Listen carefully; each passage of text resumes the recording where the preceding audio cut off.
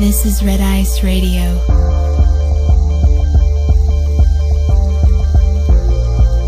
From the visible to the obscure.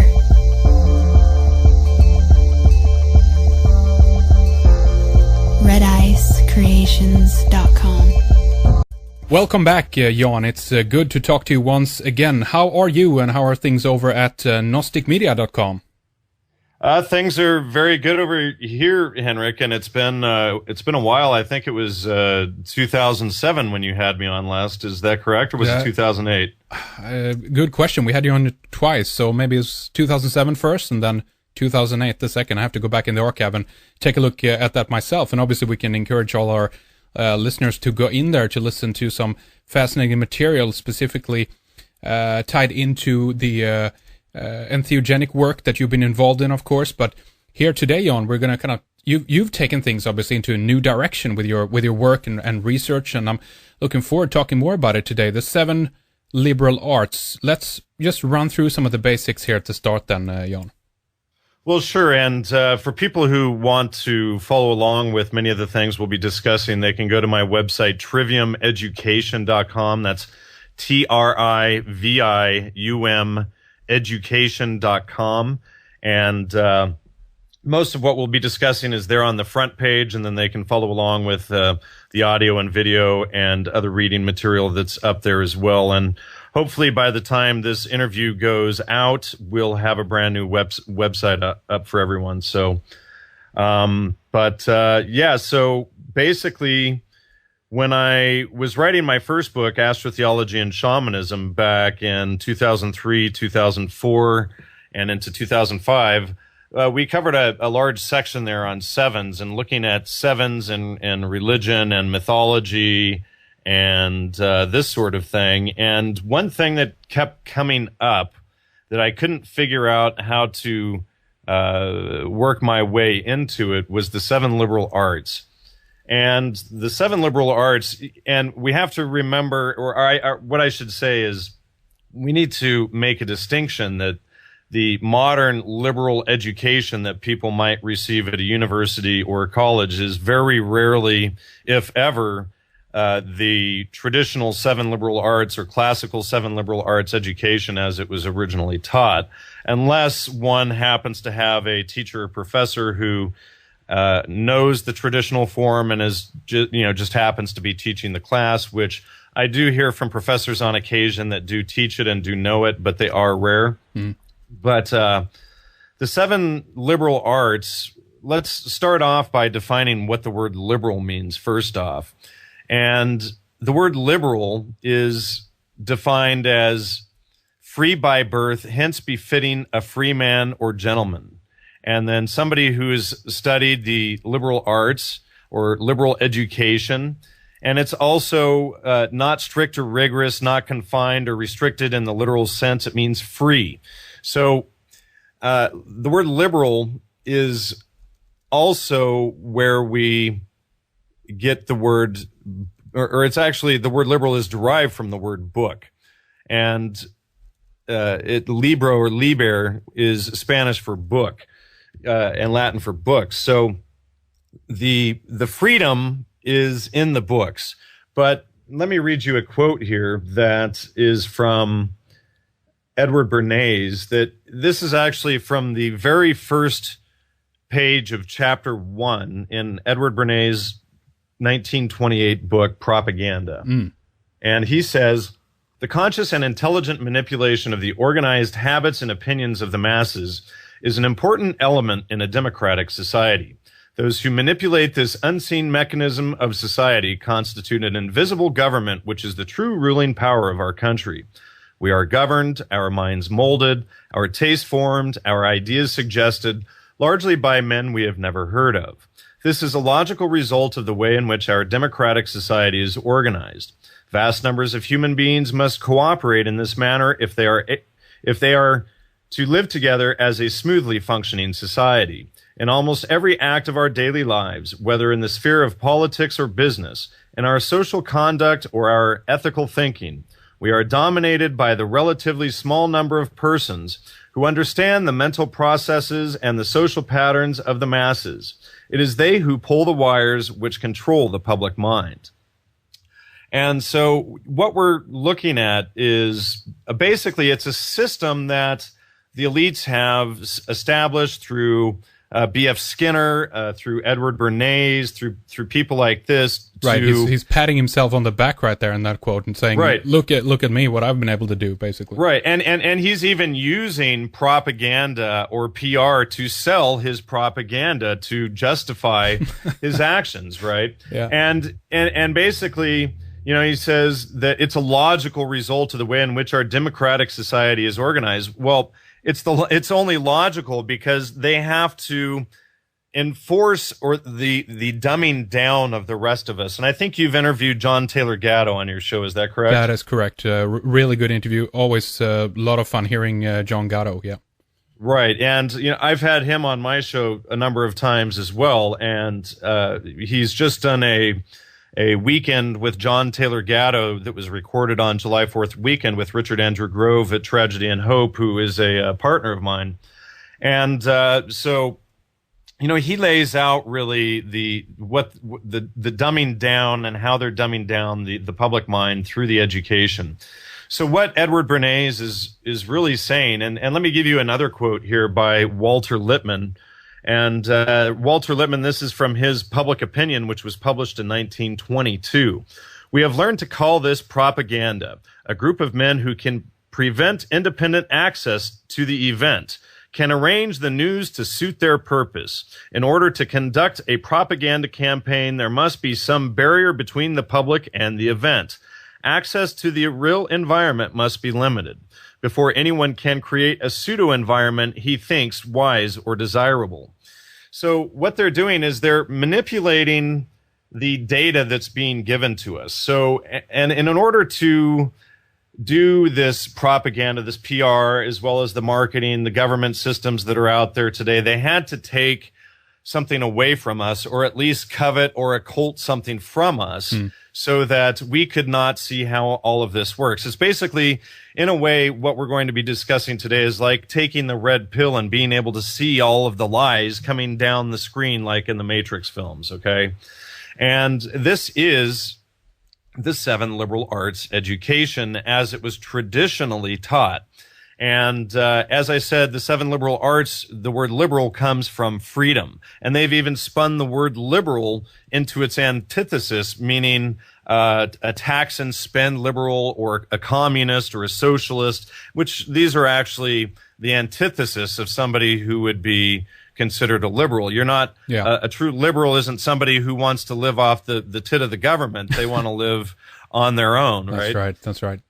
I wanted to ask you what you think happened to, I'm sure we'll get into it as well, but I want to ask you what you think happened to the teaching of the 7 liberal arts, because this to me then seems that this is a system that was derived for the elite pretty much in that sense, but this has now even that has gone underground, if you know what I mean, Jan, and what we've been given consequently the few 100 years after this disappearance is a much more boiled down version of this. Basically, it's been trimmed to fit the plebes, if you will. But go ahead, Jan.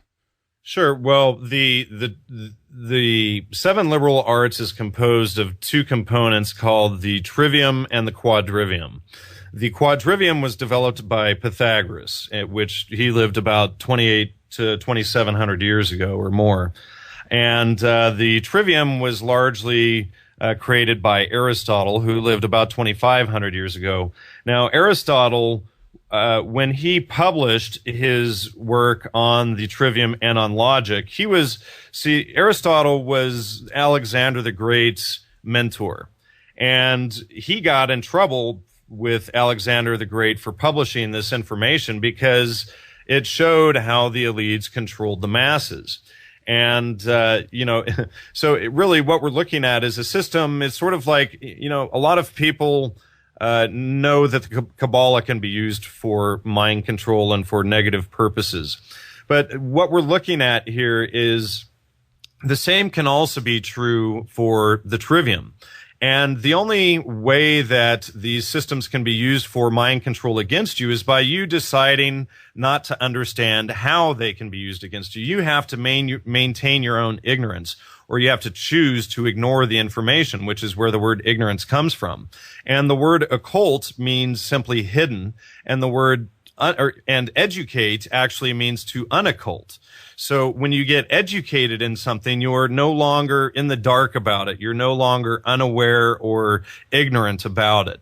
And so these systems like the Kabbalah and like the Trivium, the only way that they can really be used against you, I mean, even if you're aware of them, somebody might try, but you're a lot more likely to pick up on any attempt at these things being used against you if you've studied them and you're aware of them than if you're completely ignorant of them and you choose entirely not to study them. This is why they're called the liberal arts, which means of or befitting the free. Okay, so to not know them is basically slavery or servitude.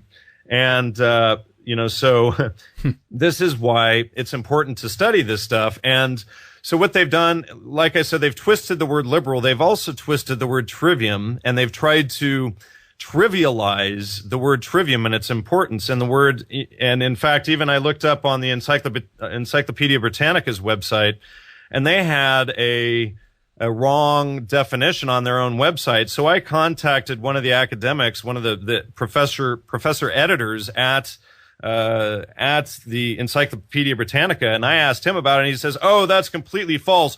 Where did you ever get the idea that the trivium came from the word trivial came from the word trivium? The word trivium means three roads crossing in Latin, and the word trivial derives from this other word." And I said, "Well, that's exactly my point, sir, because I got that from your publication." Mm. And so he wasn't even aware that the Encyclopedia Britannica was misrepresenting trivium and trivial. So let's get into what the trivium is. And the trivium is composed of three components, which is the first one is, and let me just switch what's on my screen here. The first one is grammar, and grammar is actually knowledge. And grammar, there are two different types of grammar that, as we can see it. Most people, when they hear the word grammar, they would think, Henrik, why the heck are you having someone on your show to give us a lesson about grammar? Okay, so, there's two different types of grammar. There's grammar that relates to a specified language like English, Russian, or Latin, and the words and sentence structure and everything within that language. And then there's general grammar, which relates to the words of objective reality in any language and applies to all subjects as the first set of building blocks to an integrated or fully mindful objective study or body of knowledge.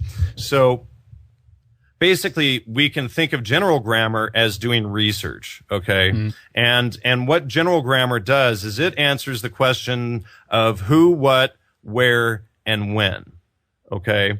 And special grammar applies to, again, the punctuation and grammar and understanding that the letters and things that you're dealing with and how to put them together properly. Okay, so when we are looking into a subject, the first thing we have to, the first things that we need to know are who, what, where, and when. Otherwise, we don't have any knowledge about what's going on. If I came up to you, Henrik, and I said, Henrik, why does that machine over there work? And if you haven't gone over and looked at it and studied it, you probably wouldn't have any who, what, where, when, or et cetera of how this thing works. Right. And you wouldn't be able to explain that to somebody else. So it's important that we always, before coming to conclusions, and this is one of the main issues that I see as a global problem today everywhere, is people coming to conclusions before they've asked who, what, where, and when. And this is known as putting your logic first. And so this is actually, I think, part of the removal of the trivium from education. And you asked earlier when it came out of our education. I think it came out about in the 1850s is when they started to remove it. And probably by the 1920s in the United States, it had been effectively removed except in small pockets. And some people even attribute the American Revolution and the American Industrial Age to the trivium and the teaching of the trivium in the old single-room schoolhouses. So this is all sort of integrated and put in together. But we can understand, John, that it's a dangerous thing. In other words, this education, the knowledge that is acquired through the, if you will, then the proper understanding of the world, your surrounding, and so forth. That becomes you get an empowered population because of it, and that from their point of view is exactly the key. Yeah. That's exactly the key, is you're empowering them, which enables the public to see the stuff that Edward Bernays and Walter Lippmann and B.F. Skinner were talking about. B.F. Skinner said, "Give me a child and I'll shape him into anything." Right. See that. So just one more point on that, Jon, because I think that's a really important point. That means, in other words, as well, that they are not in any regard better or superior if we look at the elite or those who have enslaved humanity. You just hit it exactly on the head. What they're trying to do is they're trying to play this whole genetic eugenicist, you can even throw Zionist philosophy in there, and trying to say that one group is above all of the others. But what they're really doing is they're using a specific way of thinking to have an edge up on other people. And by you having this system, you can see how they're attempting to manipulate you. That's right. Okay. So you exactly hit it on the head. So what happens when people don't understand the trivium, or even if you get the trivium out of order, the trivium, some people will teach the trivium as grammar, logic, and rhetoric as three distinct and separate courses of study. And myself and the people that I work with, we completely disagree with that. We see it as a functioning system.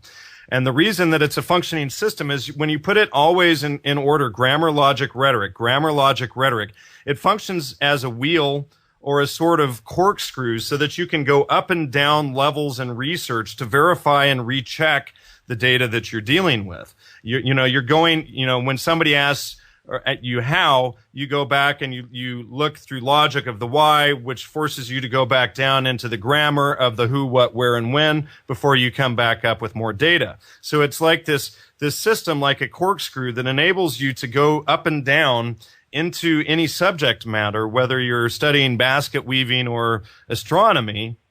And or you want to be a chef or whatever you're looking to do, you can use that same information to dig down, get to the foundations of what you're attempting to do, and come back up. And, with the proper information. So what happens is when we fail to do that, it's known as putting your logic before your grammar. And logic is understanding. Okay. And logic answers the why of a subject, but without knowing what you're talking about first, and grammar is knowledge without knowing who, what, where, and when first, exactly what are you understanding, right? So see, just by asking what are you understanding, that forces you to go back down to grammar and ask who, what, where, and when, right? So a lot of people, if you make a statement about something, they'll say, "Oh, Henrik, you're just a conspiracy theorist. The government could never do that." Rather, and you're sitting there holding this stack of data for them to go through, and they refuse to look at it. They're putting their logic first. They've already made up their minds. Don't, as the old saying goes, don't confuse me with facts. I've already made up my mind, right? That's right. So what they're doing is they're putting their logic or their decision first, their why something is, before they've ever asked who, what, where, and when, and looked at the actual data. Okay. So then what happens then is people who don't go back down to that level of grammar and look at the who, what, where, when, and then come up before they ask why. And let me add that logic is developing the faculty of reason and establishing non-contradictory relationships, and it reveals a systematic understanding of the items that you're dealing with. And it's a guide for thinking correctly, for thinking without contradiction.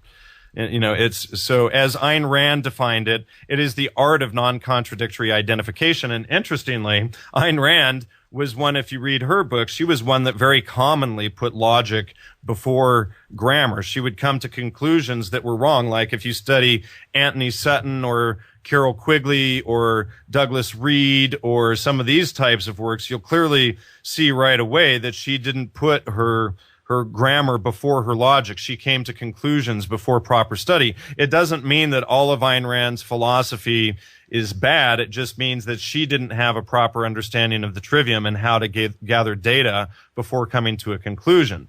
Jan, do you see that there is a problematic aspect here, though, if we incorporate philosophy into this? Because at a certain point there, if you are into certain philosophical areas, so to speak, there will be contradictory things. Right. Well, see, here's the issue, Henrik, is the ancients believed, post Aristotle anyway, that you couldn't even study philosophy if you didn't already have a foundation in the trivium. See, what a lot of people don't know, and maybe this is a good segue here, what a lot of people don't know is that there's this ancient conversation going on since Socrates all the way to the present called the Great Conversation. And it's found in the great books of the Western world.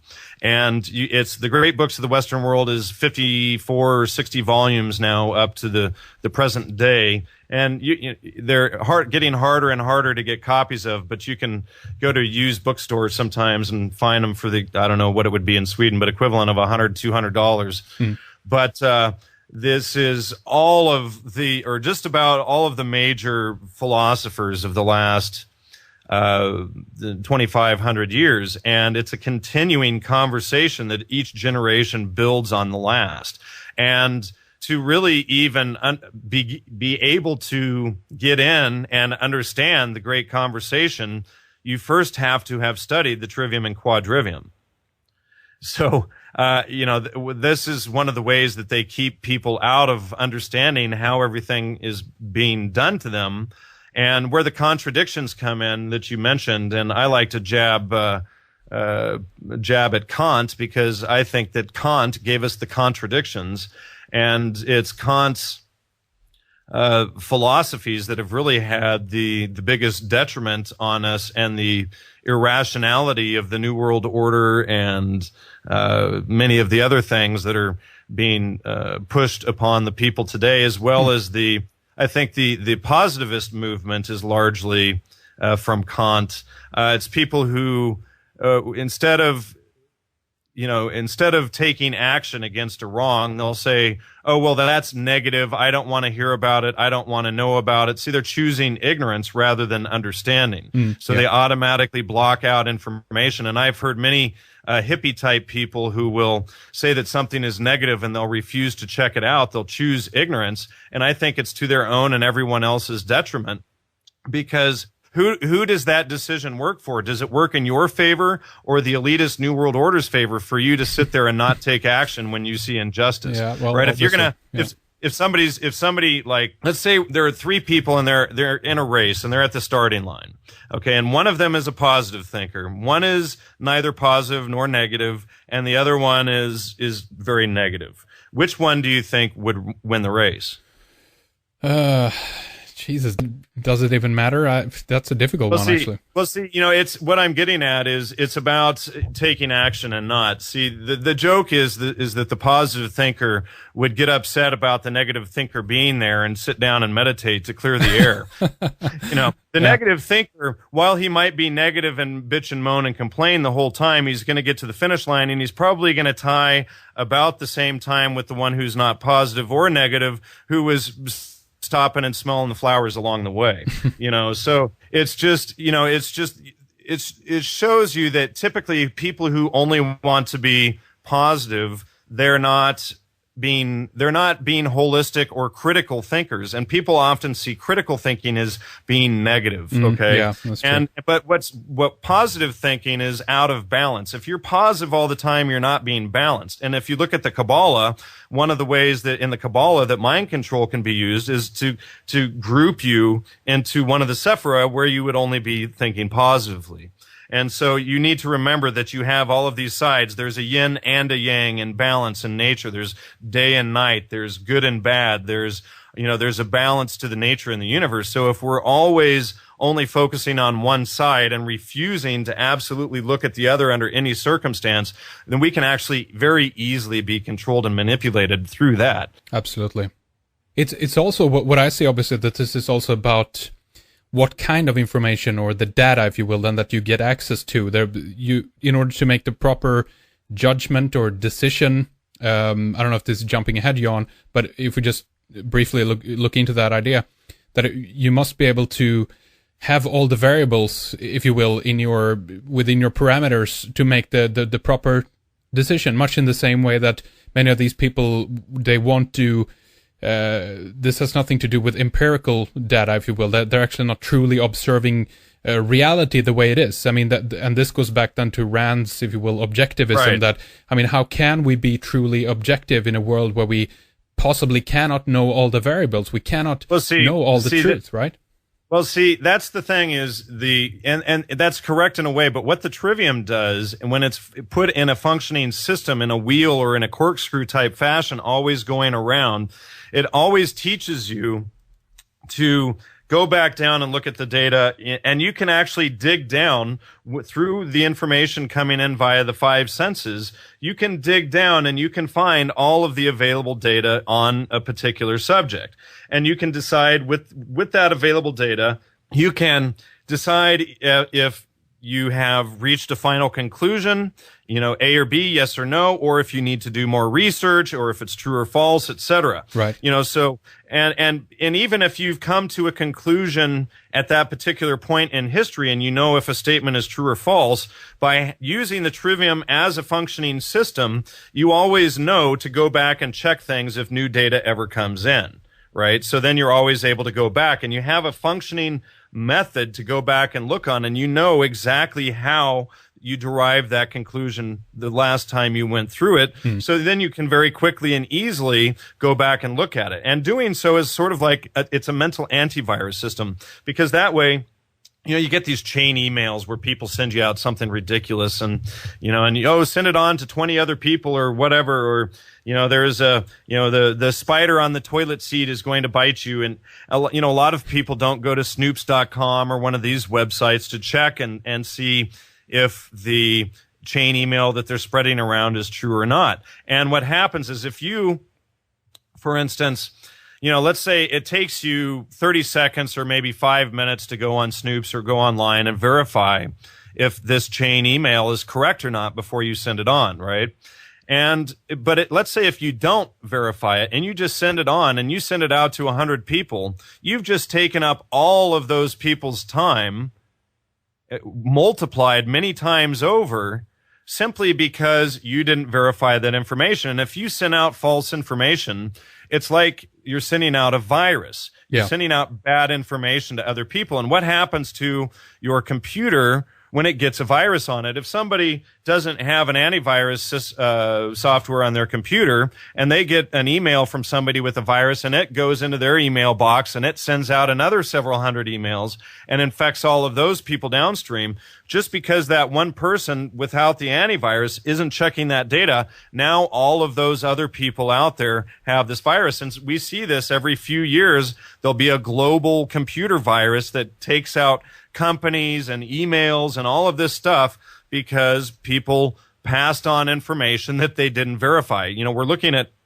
a macro and a micro. We're looking at two different things here, computer systems and humans. But I think the analogy is clear that when people themselves don't take a minute or two to verify that information, the time that's taken up downstream is many-fold greater. Okay. So, take the time to verify information before you pass it on.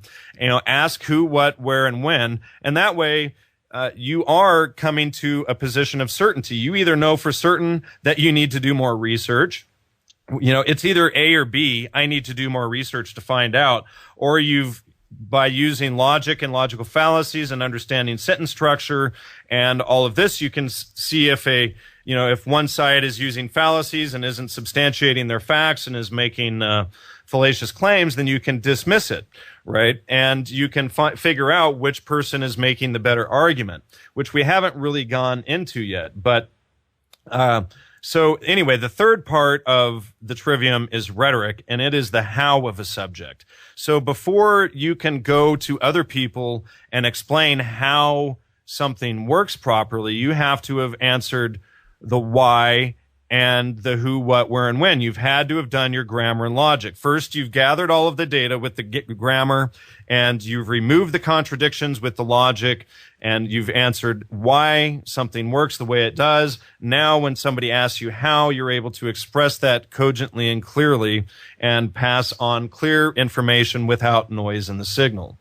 And so this is what is lacking in our education systems today, which people very definitely had. You know, I've read letters from soldiers in the American Civil War that were far more articulate than your average person today that you would even meet online or anywhere. And especially online, Jan, we know that.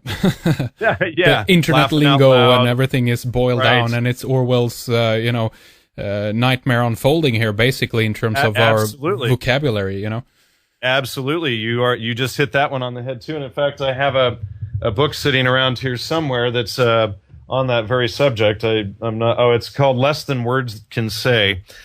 That's on this very subject and the constant dumbing down of language.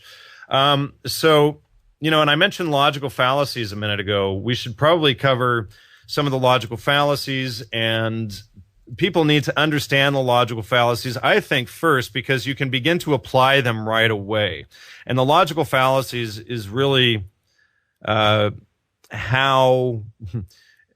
you can knowing the logical fallacies is like taking the red pill in the Matrix. That's the best analogy, I think.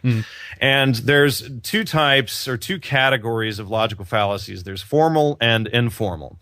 And formal fallacies are based strictly on the logical formation of an argument, which is deductive. Informal fallacies are the most commonly recognized and easiest to learn, and they take into account non-logical content of an argument, or inductive, and are false for epistemological, dialectical, or pragmatic reasons. And the informal fallacies fall under three categories, which are relevance, presumption, and ambiguity. And so when we understand the logical fallacies, and I should mention that the word fallacy comes from the Latin fallare, which means to lie.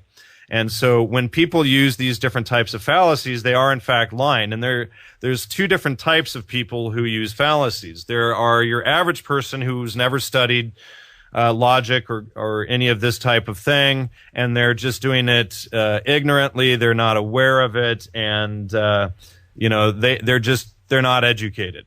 And then there's the other type who does this stuff intentionally. They're the sophists. This is where we get the word sophisticated from.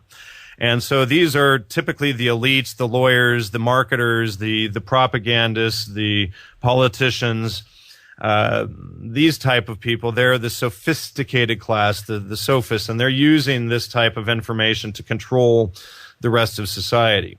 And so we can go into some of the logical fallacies now.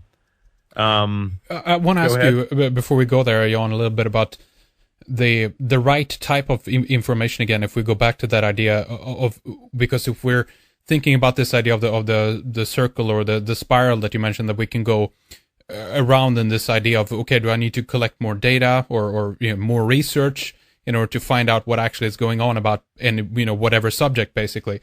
There is a potentiality there that we might end up, obviously, in one way, running in a circle.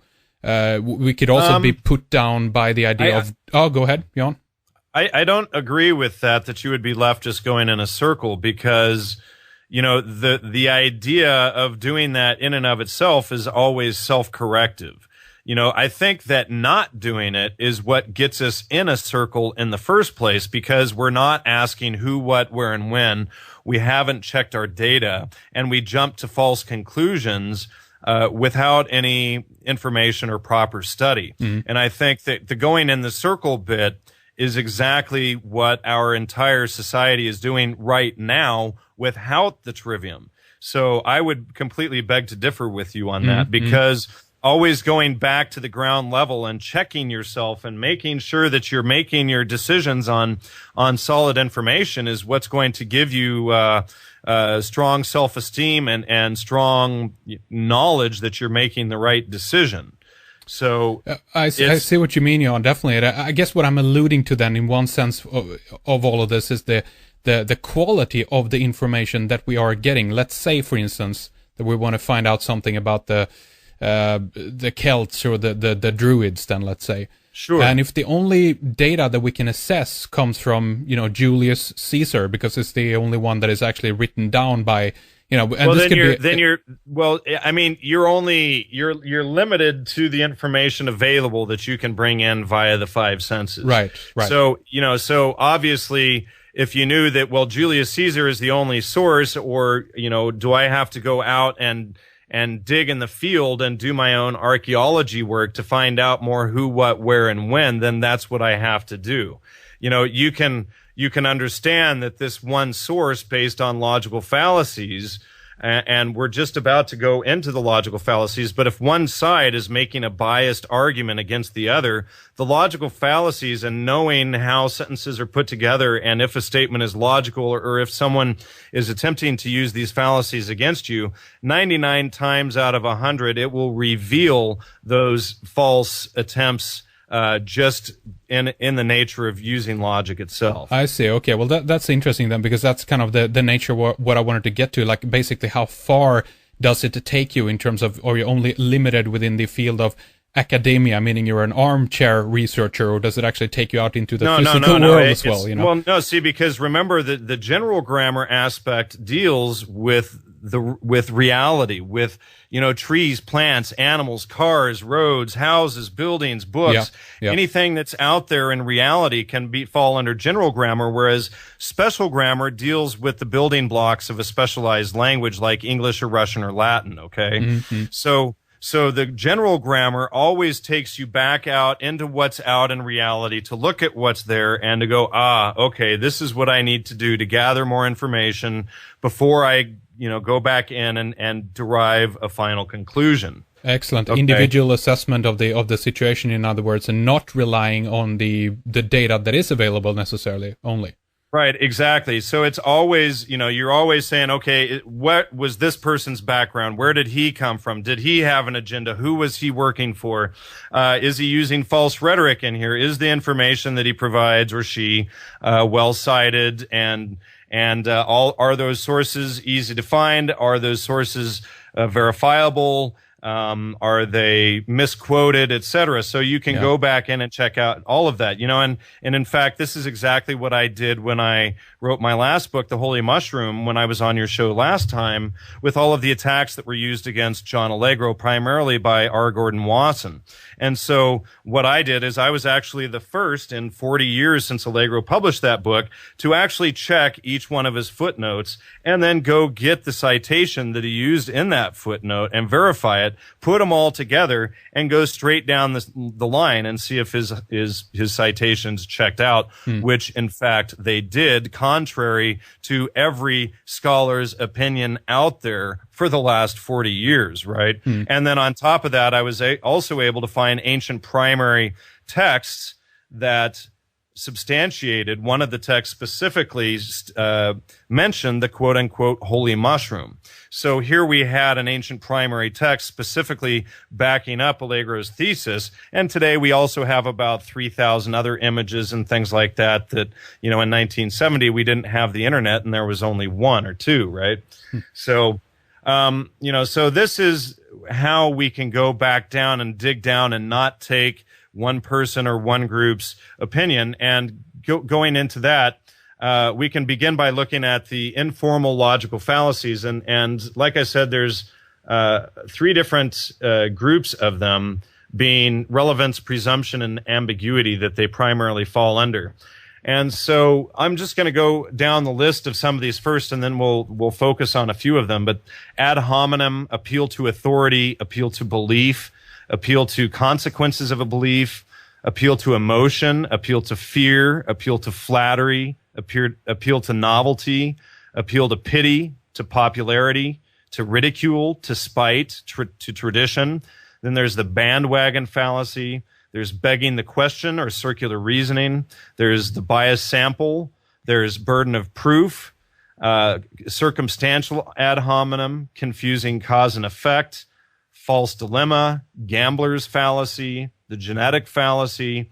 There's guilt by association, hasty generalization, the middle ground fallacy. And this is only a small listing of them. There's actually a couple of hundred out there that are known, and the list will never be complete because people can always think of new lies. That's right. And ways to lie. Well, but, I mean, the conspiracy movement would do good to examine some of these points. Absolutely. And that's the whole idea of getting this information out there, is because if the conspiracy movement can go through all of this and learn how these lies work, they'll be able to go back through and filter out all of the misinformation and disinformation that's out there against the so-called truth movement.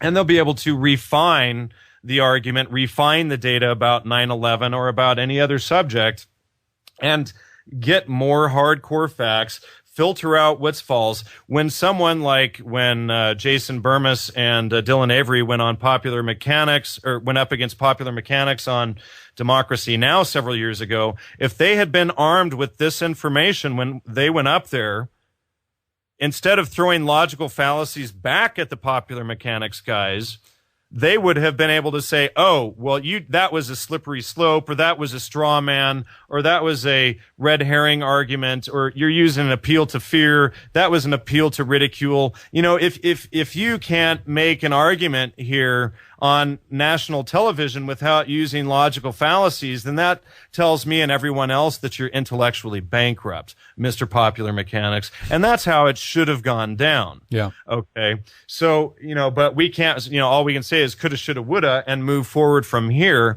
And this is what needs to be done. People need to learn and study how these things work so that they can go back in and make a solid argument and present this stuff. And whenever, somebody says, Henrik, you're just a conspiracy theorist, ha, ha, ha, ha, ha, ha. That's an ad hominem, number one, conspiracy theorist, because rather than looking at the data you're presenting, they're attacking you. Number two, it's an appeal to ridicule. An appeal to ridicule is a really interesting one, because an appeal to ridicule is just, Henrik, you're wrong because, ha, ha, ha, ha, ha. Yeah. Yeah. And that's the whole argument. That's all they got right there. Yeah. That's all they've got right there. So when you can spot this type of lie, it makes it a lot easier for you. So now when you go through life, and at first when you start learning the fallacies, you'll be doing a lot of stumbling and things, and it's like learning how to walk. A child doesn't get up and run on the first day. They fall a lot. So, for the first year and a half, you need to study like a fallacy a day. And in fact, somebody just started the fallacyadaday.com website, I think it is, to help fill this need. And, but you can study a fallacy a day, or you can, get out there and learn all of the different logical fallacies. And once you get to know the names of the fallacies and how they work, what it's doing is it's taking your knowledge from implicit knowledge to explicit knowledge. So implicit knowledge is like you go to some guy at the swap meet or a car dealership, and you get that funny feeling in your stomach that, that guy I think that guy's lying to me, but I'm not quite sure. I get this funny feeling. Whereas explicit knowledge, you say, oh, well, he just used an appeal to flattery, an appeal to popularity. He said, oh, I'm going to have all the hot chicks if I get the leather seats, and uses all of this misleading vividness and all of this stuff to sell me this product. So now you're not left with just this funny feeling. You're able to identify explicitly the exact lie that was just used against you. It's a method to verify your intuition and your hunch, something that obviously your unconscious picks up on all the time, right? You just hit it on the head again, and that's exactly right, because all the implicit knowledge should do is trigger you to go, aha, what was that? Let's turn on the Trivium and let's run this through grammar logic before we come to any conclusions or pass any information on. Let's process through the Trivium and then see what's going on here. So the implicit, or that intuitive, funny feeling aha moment, should only be a trigger to turn on a systematic method of verification. It shouldn't be the final conclusion. Right. Like I see many people in the New Age movement that they'll get a funny feeling. oh, one day and I've been to plenty of New Age conferences where there's dozens of these people where they think, oh, well, I'm a channeler and therefore I had a funny feeling. I got this channeled information and therefore I know it's true. This person is a lizard or an alien because my parents got a funny feeling when they were watching TV. Really? That's all you have to go on? Well, at that point, you're in the realm of an area that can't be proven or disproven either, which is a comfortable place to be for some, obviously. Well, right? no, it's not, because then it's called arguing the arbitrary and it's automatically dismissed. You're arguing for something that you have no evidence for whatsoever. See, you have to remember, going back to objective reality, that you're bringing in information through your five senses and you're verifying it. You're asking who, what, where, when before you say why or how. So somebody who is just getting a funny feeling and then takes that as fact, well, Rene Descartes was criticized a lot for that. Kant was criticized a lot for that. Just coming up with ideas and thinking that they reflect reality, when in fact you have no verification of that. So if somebody says, well, Donald Rumsfeld is a lizard, my friend had a funny feeling or something like that, you need to, be able to verify through the five senses, ask who, what, where, and when, ask if there is some Alison Bailey Fabian socialist agenda for getting you to believe that theory. Okay.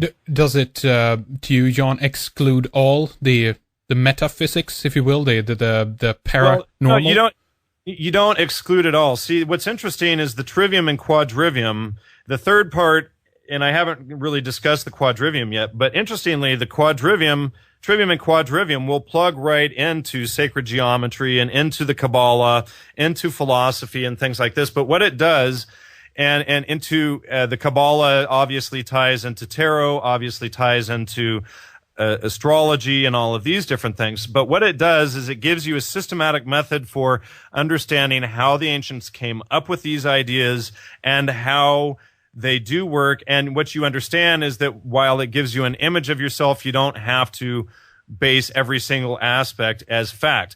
And, what these things should do is give you a hint or a clue to go out and verify as much as possible that information is real before you pass it on to someone else. Mm-hmm. Yep. Responsibility right there, but before you... before you pass that mental virus on down the line, we're going back to that mental virus, and the trivium being an mental antivirus system and always checking that data. And the New Age movement, the positivist movement, I think that they're the most guilty of this type of behavior and quote unquote thinking.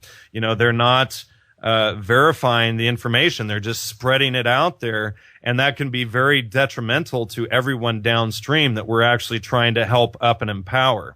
So, and what the trivium does is the trivium is really, there are all these different issues out there that we need to focus on. And, I've been an activist for more than 20 years. And what I realized one day several years ago was that I was figuratively whacking at the branches on all of these different subjects. And so what I started looking for was a root cause of all of this that could be focused on. And, by focusing on the root, it would resolve the other issues. And the trivium and quadrivium are just that. When you empower someone else with the ability to spot logical fallacies when politicians or anyone else is feeding you bunk, or in a book or in a newspaper or anywhere else, when you empower those people to see all of this stuff, then we're correcting all of that out of the system. We're eliminating all of that noise that is used to corrupt and control us.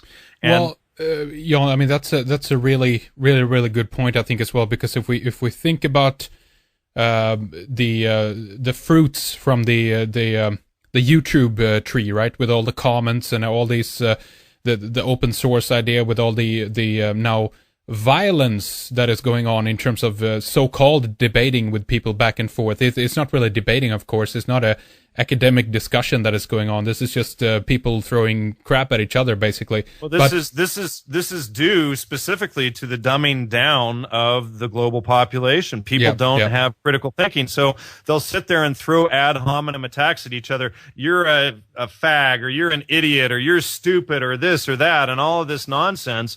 When, instead of digging back down, looking at the information and coming back up and having a valid logical conclusion. So when you go onto YouTube and start debating someone and they start throwing logical fallacies at you, point out their logical fallacies instead, right? Yeah. And so what we're doing is we're creating a meme of people who understand and who can see through the matrix, right? They can see through all of those lies. So actually, and eventually when this is that idea is adopted enough, you don't even have to point that out, but people will spot it right away. And that's the ultimate advantage of something like this, because I always been very, very disappointed at that, Jan, just the idea of there's never any constructive criticism, like, okay, I think you're wrong because of this, and that, and break it down and explain and why this is wrong, and link up and reference and actually make something out of it so we can progress all of us forward and actually get to the truth. But that is never the issue. That is never the idea here. See, and hopefully by having this conversation today, you will empower your audience to, from now on, at least many in your audience, to provide that type of constructive critical feedback, rather than, the positive thinker who doesn't want to think about it at all or do anything at all, and somebody else will take care of it. Or, somebody who is just going to attack you because they put their logic before their grammar, and they haven't done any research, and they're just going to say that, you're full of crap, blah, blah, blah, blah, blah. And that's, again, that is a systematic,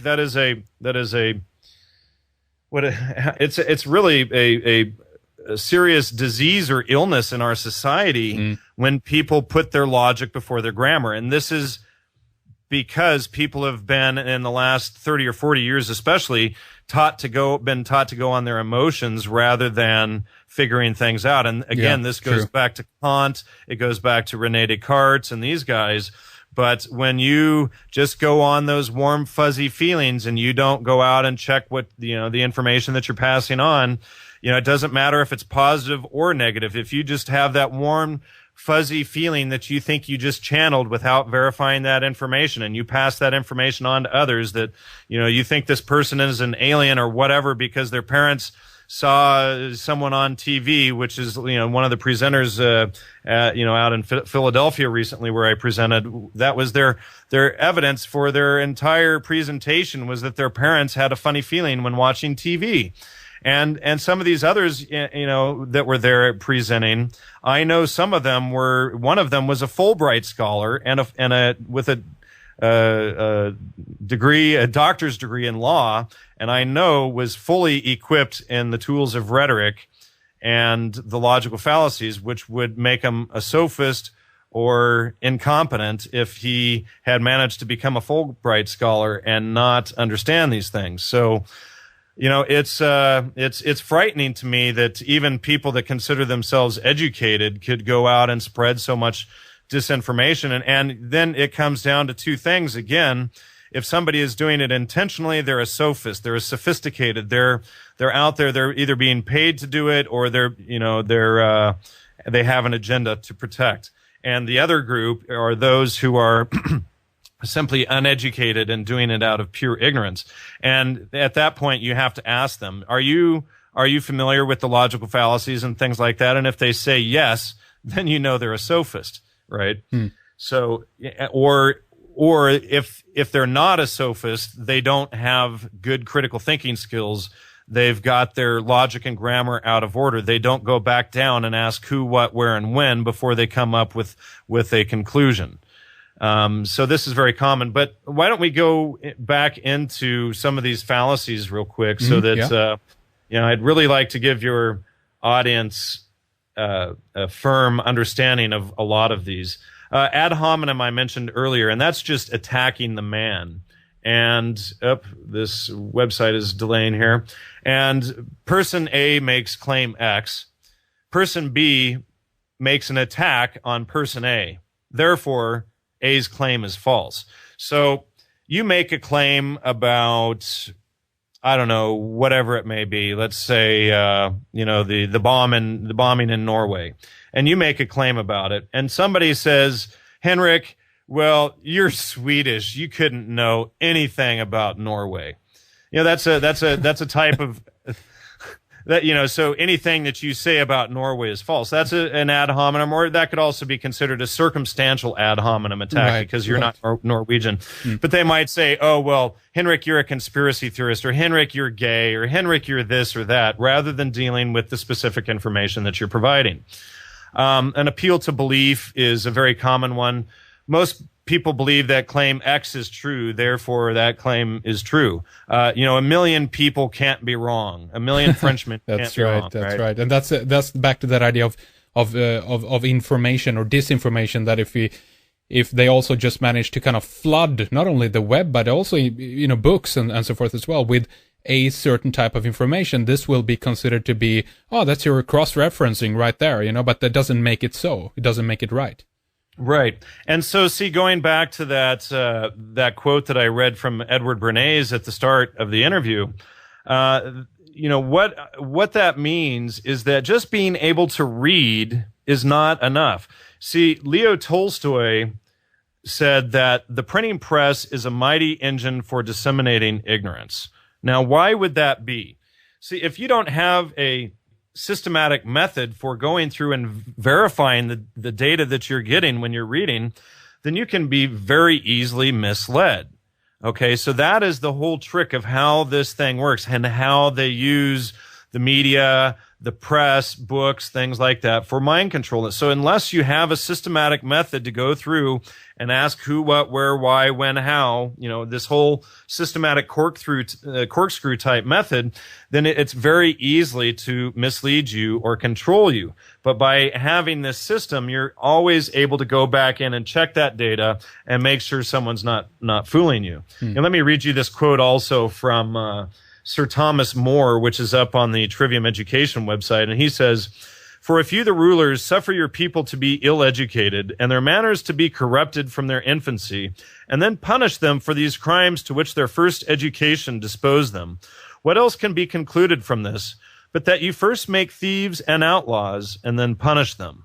And that's from Sir Thomas More's book Utopia from, I think, the early 16th century, from roughly the 1520s or 1530s. So, what we're looking here is people, by not having this systematic method, they are creating the criminals and the outlaws of these people who don't have this ability, and then they blame them for not having the critical thinking. And they blame them for the elites will say, the stupid, ignorant masses, or the proles, the proletariat, the dead, the profane, all of these words. This is all based on people not first and foremost having the trivium, but also the quadrivium on top of that, and then having a understanding of philosophy, especially at least some of the foundation of the great books of the Western world. So let's get into, there's appeal to novelty. Terence McKenna was famous for this. You think?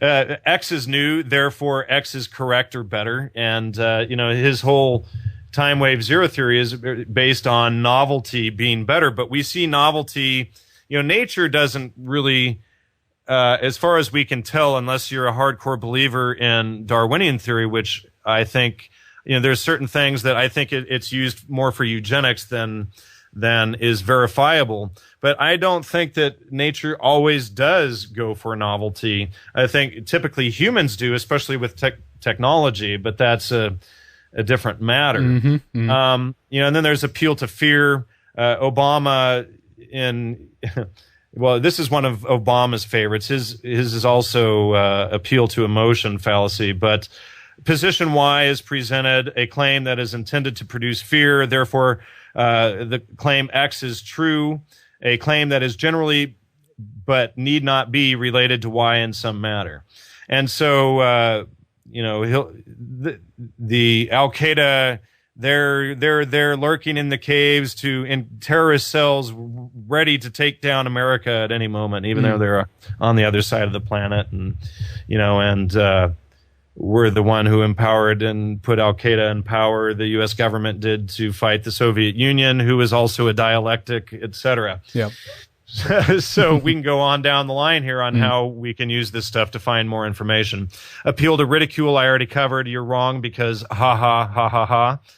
And appeal to spite, appeal to tradition.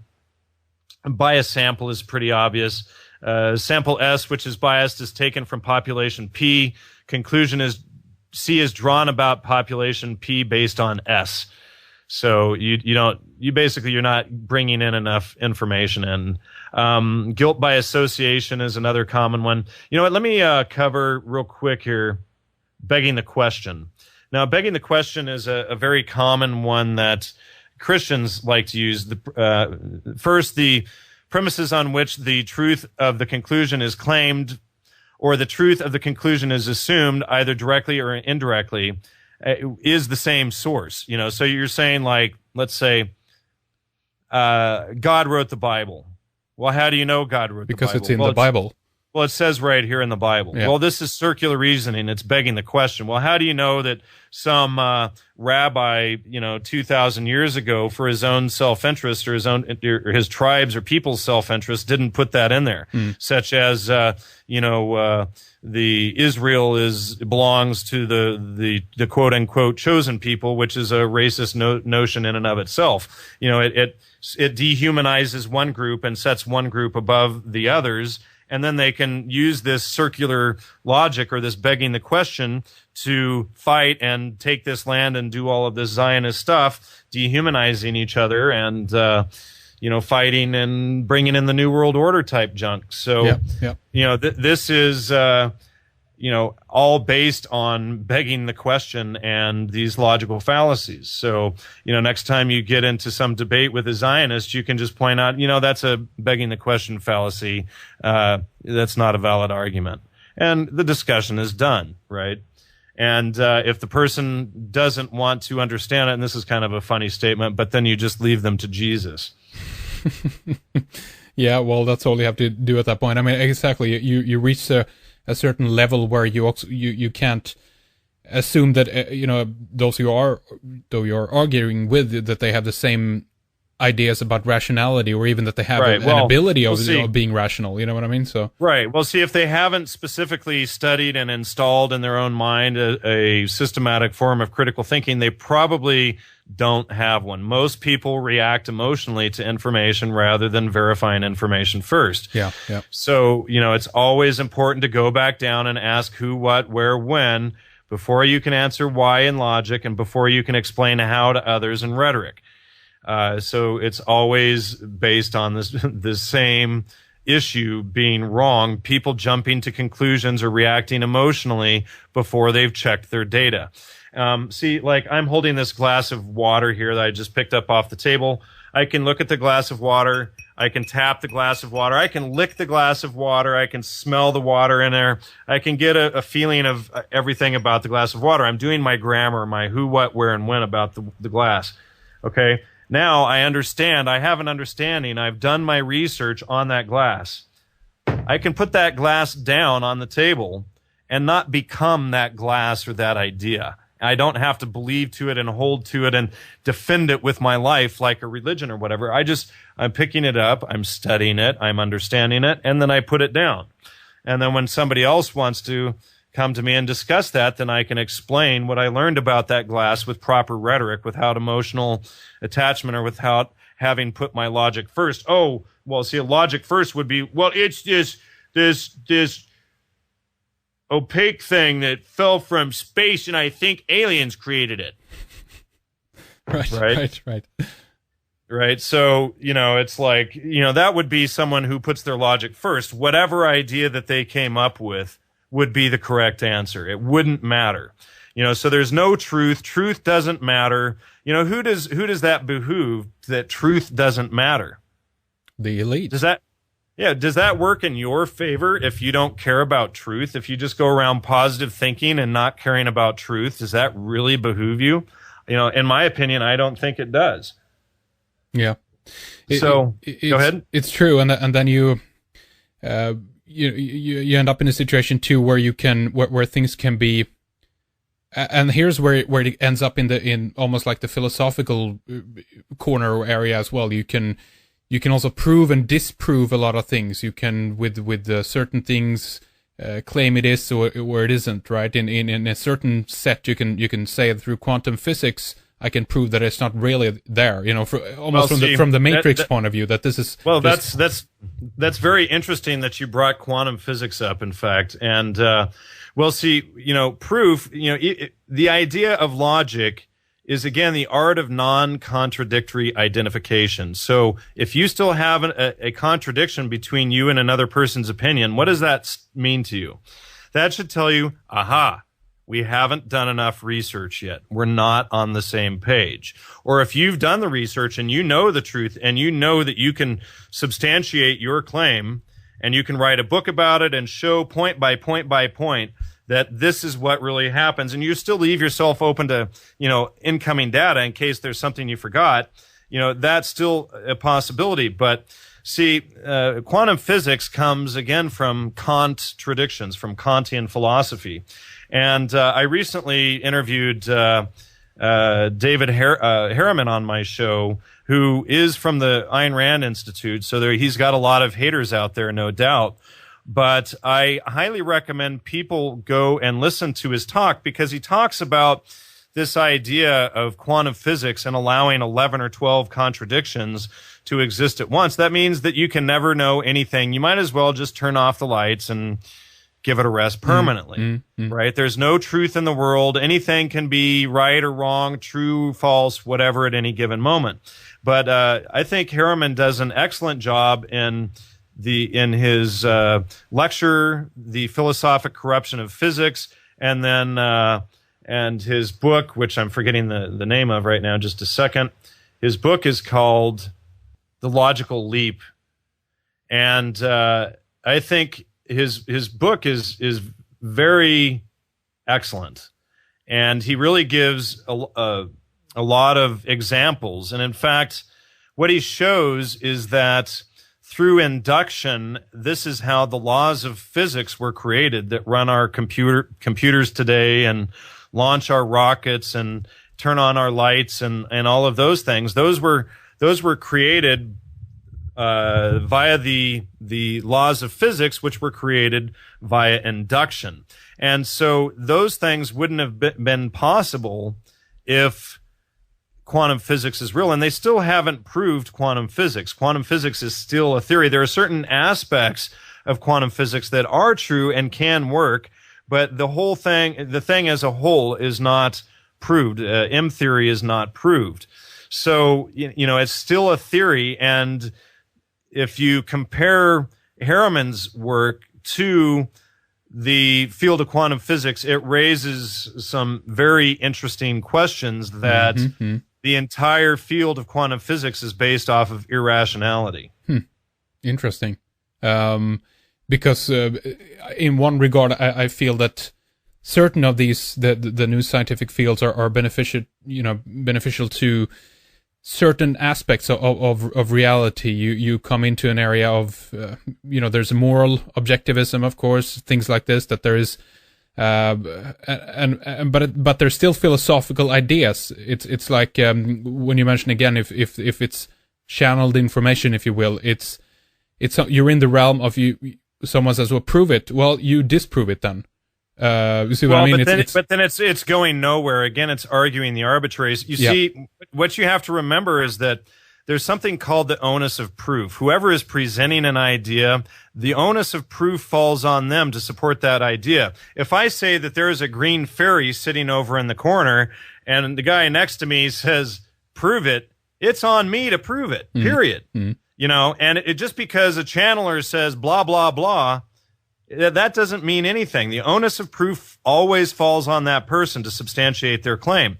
And even if they've channeled that information, again, they go back to who, what, where, and when.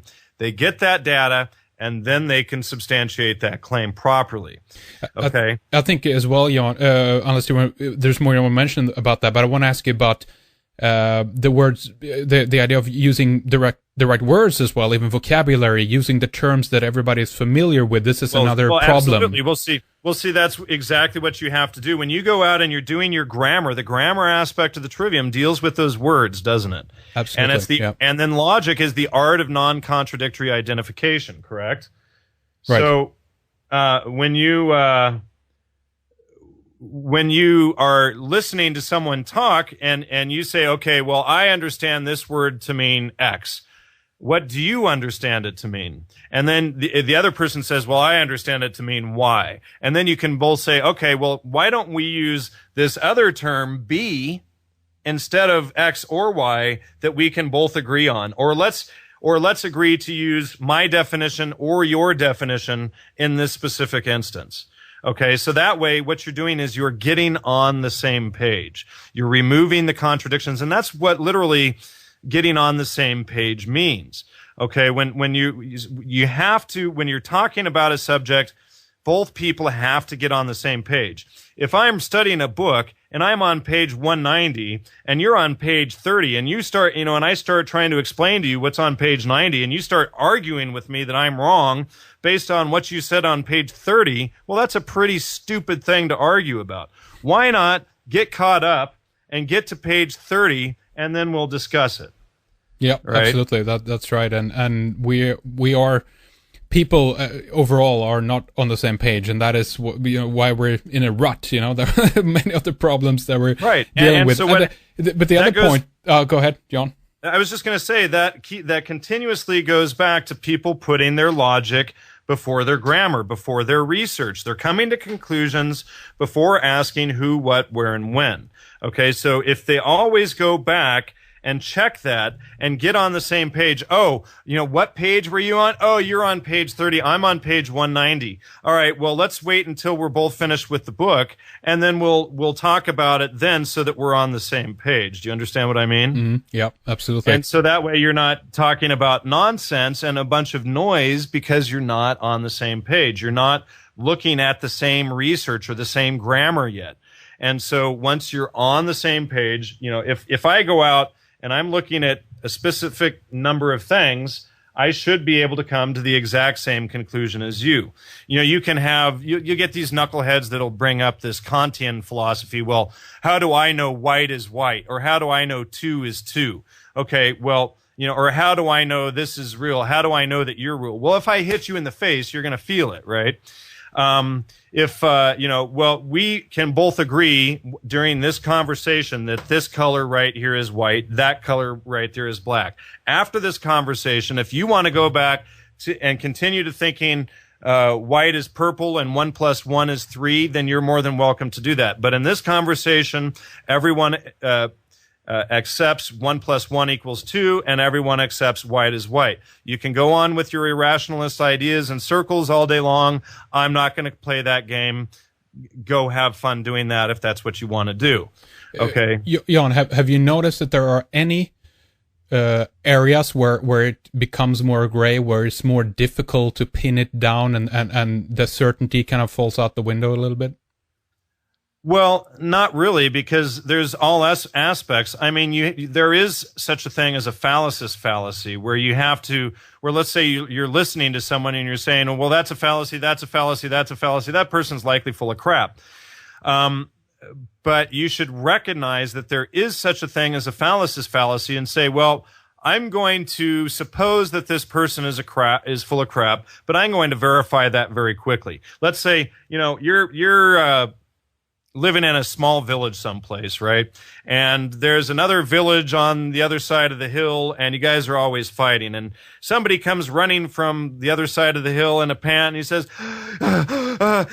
appeal to fear. Somebody's coming right now. They're going to come and kill us all, and you got to help, man. They use all these appeal to fear, appeal to emotion, all of these different things that you would normally discount as fallacies, right? Mm. But the grammar aspect of it tells you to go back down, check your who, what, where, when, and why, which means, or who, what, where, and when, which means that you go over to the hill, you stick your head up over the top of it, and you look over, and you go, holy crap, there is another army. They're actually coming, right?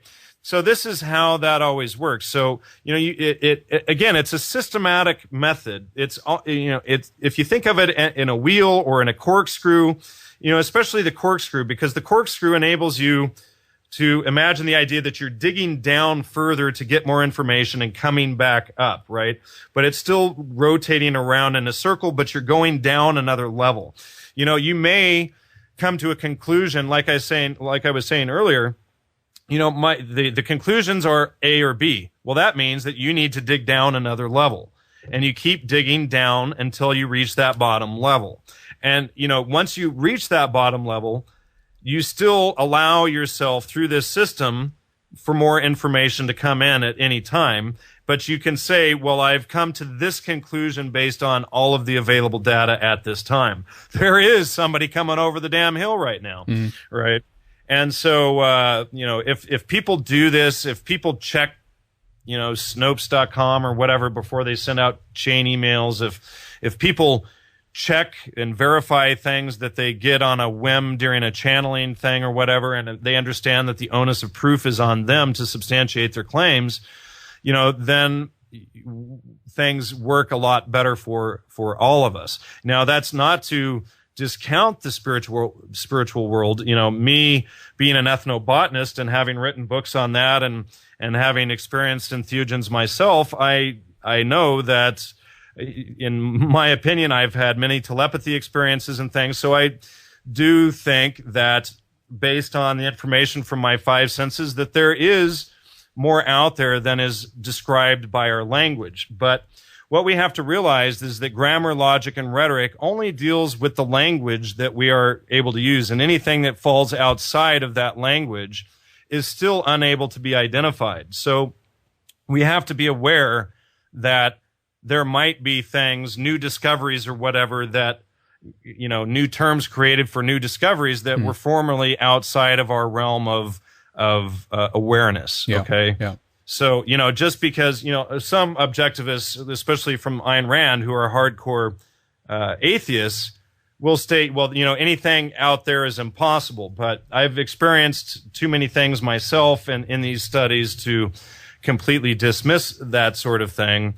And I think that, being that logic and the trivium only deals with language, that we still have to be aware of whatever, of potentials that are outside of that language. But we still need to do whatever we can to verify information and ideas before we spread them to others. Right. I definitely understand the point of view that you're coming from, Jan. This is a method of trying to get to the truth, and at the same time, there is a recognition that we don't know everything. We don't have all the instrumentation to measure all the variables in the universe, and we can't always trust that science have all the answers. There's a number of things Well, see, science is always looking at the the idea of science. The is idea, to look exactly. at the available evidence, and then always be looking for new evidence that might change that, right? Yeah. And so that's the proper scientific method. If somebody's holding on to a single idea, they're not,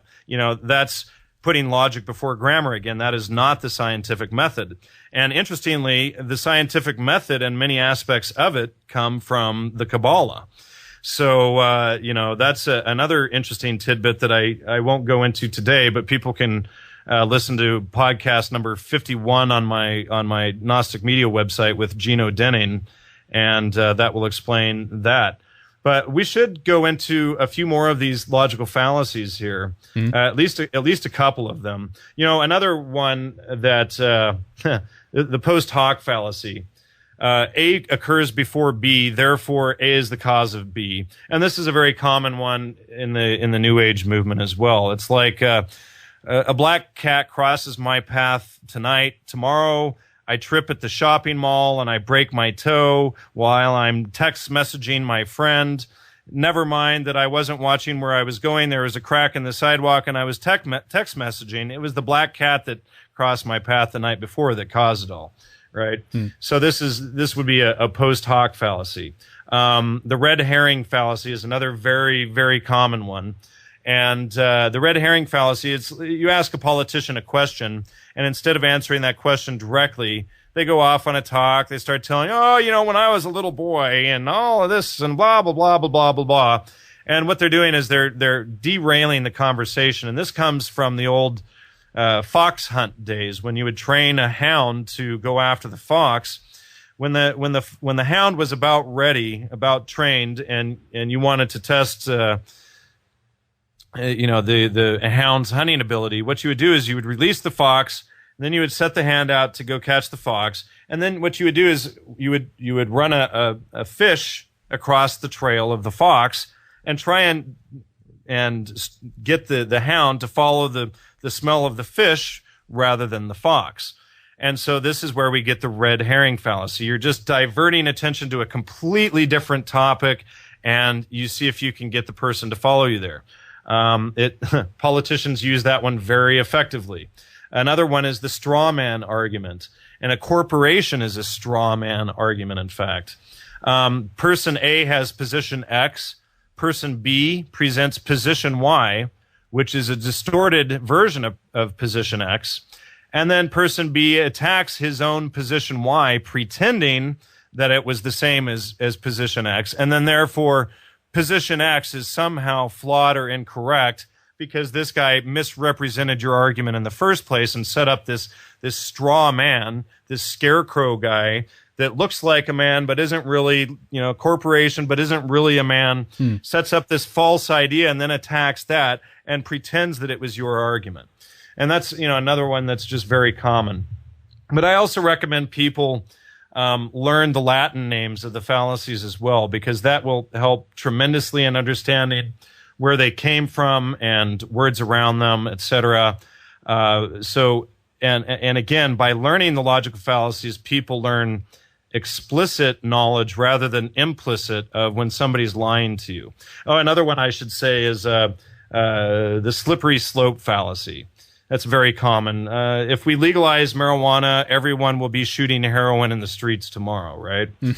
It's just, there's no, one doesn't equal the other. Or if we don't go after Osama bin Laden, we'll have terrorists everywhere, even though, the CIA is committing terrorist acts all over the world on a daily basis. I read an article yesterday or day before that the CIA has 70 or 80 covert actions going on in different countries around the world every single day. Yeah. So, you never know who's being assassinated or what covert war is going on or whatever, and it's all being done right here at home or launched from here at home. Another one that I want to cover very quickly is the middle ground fallacy. Let's say I've done research into a topic, and I know I've gone all the way down. I've done my grammar and everything. I've removed all the contradictions. I know I've got the truth on this specific topic. Okay. And I present this specific point, and a lot of people get upset about it, and they say, no, that's not the right answer. They put their logic before their grammar. They get upset, and they go out and they create a juxtaposed position that's exactly counter to yours. Okay. Then along comes the politician, right? And he says, hey, you on that side and you on the other side, you guys stop fighting. Let's do something right here in the middle. Okay, well, you've already done your grammar and logic, and you've verified everything that that you presented is true and factual. Okay, and for a fact that the other side put their logic before their grammar. They didn't check anything, and they're reacting emotionally, and their idea is false. Okay, so what happens if you settle for the middle? Well, you get a false story. You compromise yourself into a position where you get half right. Well, you've just accepted a lie. Yeah. And so nothing gets accomplished. And what you're doing is it simply perpetuates the problem. So this is where, politicians typically make their business, right? Yeah. And it's poor thinking. And so these, that's just a rundown of a few of the primary fallacies. But if people go to my triviumeducation.com website, they can click on the links and study more about the fallacies there. And there's also on the video page, there is a video that I did with Dr. Michael LeBosier on the logical fallacies, and that is very good. I recommend people watch the video and listen to the talks, many times over so that they begin to get this stuff. I think I had to listen to them like 10 or 15 times before the logical fallacies really started to click in. And then lastly, before I end the call, Henrik, I do want to mention very quickly the quadrivium, which is the second aspect of the 7 liberal arts, the first being, as I said, the trivium. But the quadrivium is based on arithmetic or mathematics, and then geometry is second, music or harmonic theory is third, and then astronomy is fourth, or you could actually say that's fourth, fifth, sixth, and seventh, since it's the 7 liberal arts. But the quadrivium pertains to matter and quantity, the advanced 4. And mathematics is number in itself, a pure abstraction outside of space and time. And then geometry is number in space. And then music or harmonic theory is number in time. And then astronomy is number in space and time. And again, just like the trivium, these have to be taught in order. You need to know math before you study geometry. You need to know geometry before, like what they do in the United States, what they did to me, which screwed me up, was they taught me math and then they taught me algebra before geometry. And you have to have the proper order so that you have a foundation and understanding of how these things were derived historically. And then this helps your own mind build upon how the ancients built upon this very knowledge themselves. So I just wanted to add that very quickly about the quadrivium so that we don't leave your audience hanging. So that way they at least have a little bit on it there. Very interesting indeed, Jan. And as we begin to round things up here for this time, we definitely want to give out some websites again here. Gnosticmedia.com, that's your main one. Why don't we spell that for everyone? That's GNOSTIC media.com. And then the Trivium Education.com website, that's TRIVIUM education.com. Excuse me. And people may also want to check out my another website that I run called popupfallacies.com. Pop-up fallacy, and that is some of the examples, I guess, of some of the things that we've been running through here. Then real-time, examples. Yeah. And let me explain, for instance, what I did the last pop-up fallacy video I did, and it's based off of the old concept of I don't know if you have VH1 in Sweden. I know you guys have MTV in Europe, but unfortunately we do. Yes. Yes. I had MTV when I lived in Europe, but VH1 is this other channel that's similar to MTV. They used to play music, mostly don't anymore. And they had this thing called pop-up videos where they would have these pop-ups during the music video making fun of the musicians and making different statements about the bands and stuff like that, right? So what I did is I took that same idea and started using that for fallacies, pop-up fallacies. So the last video I did was Obama's "The Death of Osama bin Laden" speech from May 1st. And it's a 9-minute and 48-second talk, and in that talk, Obama makes 86 lies, I believe. So it works out to, a fallacy is a lie, so we call it a lie per minute rating. So he's got a lie per minute rating of 9.5 lies per minute. And pretty good. Pretty good. Yeah, it's pretty damn good. So when you go through, you can see how Obama is spinning all of the rhetoric to lie and manipulate you, right? Yeah. To lie to you and manipulate you. So, it's the idea with the pop-up fallacies, and people who are interested, there's a link on the left. They can download the pop-up fallacy video toolkit to make their own pop-up fallacies, and they can submit it to us and we'll post them up. And while you're doing your own pop-up fallacy videos, it helps you very much to learn the fallacies as you learn to go through and spot them. So, it's a handy tool to learn them, and both in creating the videos and to get people familiar with how politicians and these types use the false rhetoric against you.